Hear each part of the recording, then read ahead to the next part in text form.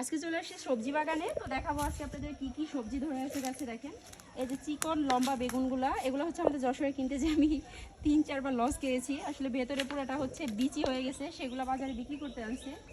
আর এদিকে দেখেন ধুন্দল ধরে আছে একটা, তারপরেও খাওয়ার মতো উপযুক্ত না, বাড়তি হয়ে গেছে এটা। তারপর আসেন আরও অনেক কিছু দেখায় আপনাদের। আর গ্রামের টাটকা শাকসবজি দেখেন, আমরা এগুলো হচ্ছে শহরে কিনতে পাই না ফ্রেশগুলা। আর এদিকে দেখেন আমাদের সবজির বাগানে ধরে পেকে আছে, এমন একটা অবস্থা। দেখেন দুইটাই পুরো পেকে গেছে, এটা খাওয়া যাবে না।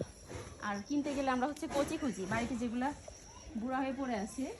এদিকে ছিল কলার মৌচা, আর এটা আমি যশোরে যত বাড়ি কিনতে গেছি ততবারই হচ্ছে আমাকে ওই দয়া কলা বা হচ্ছে চাপা কলার মৌচাটা ধরাই দিচ্ছে, যেটা হচ্ছে খাইতে একদমই তিতা।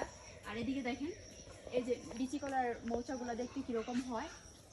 আর আমি প্রত্যেকবার হচ্ছে দেখে যাই, তারপরেও হচ্ছে আমার মনে থাকে না যে কোনটা বিচি কলার মৌচা আর হচ্ছে কোনটা চাপা কলার মৌচা। এই যে এইবারও দেখে গেলাম, কিন্তু পরের বার হচ্ছে আমি মৌচা কেনার সময় আপনাদের সাথে আরও একটি ভিডিও শেয়ার করব, কিন্তু তখন দেখতে পারবেন যে ওইবারও আমি লস খাইছি।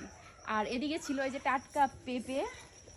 পেঁপে খাইতে আমার অতটা বেশি ভালো লাগে না, পারবো না। একটু পরে ভাবছি আম গাছের আম হচ্ছে ছিঁড়ে ওইটা হচ্ছে কাসন্দি দিয়ে মাখায় খাবো। আর এদিকে দেখেন সুন্দর ডাটাগুলো হয়ে আছে। আর বেগুন বাগান তো দেখাইলামই, চিকন চিকন লম্বা লম্বা বেগুন, এখানে পুরো জালি বেগুন। আর গ্রামে আসার পর আমি হচ্ছে মাছ মাংস খাওয়া বাদ দিয়ে ওই সবজিগুলোই বেশি খাই, কারণ শহরে গেলে ওইভাবে টাটকা শাক সবজি আর ফরমালিন মুক্ত সবজিগুলো একদমই পাওয়া যায় না। আর ওইদিকে কচুগুলো দেখতেছেন, ওই কচুগুলা কিন্তু আমার খুবই পছন্দ। তবে আফসোস, যশোরে এত বছর ধরে গেছি আমি, কিন্তু এই কচুগুলা এখনো বাজারে কিনতে পাই না, খুঁজে পাই না আর কি। ওইদিকে মান কচু, তারপরে এই কচু সেই কচু খায়, কিন্তু এই কচুটা আমি কখনো পাই না। আর এদিকে দেখেন আমাদের বাড়ির এখানে পুরা কচু ধরে আছে। তো আজকের ভিডিওটি কেমন লাগলো সেটা কিন্তু অবশ্যই কমেন্টস করে জানাবেন। আর দেখা হবে আপনাদের সাথে পরের বার নতুন কোনো ভিডিওতে। টাটা।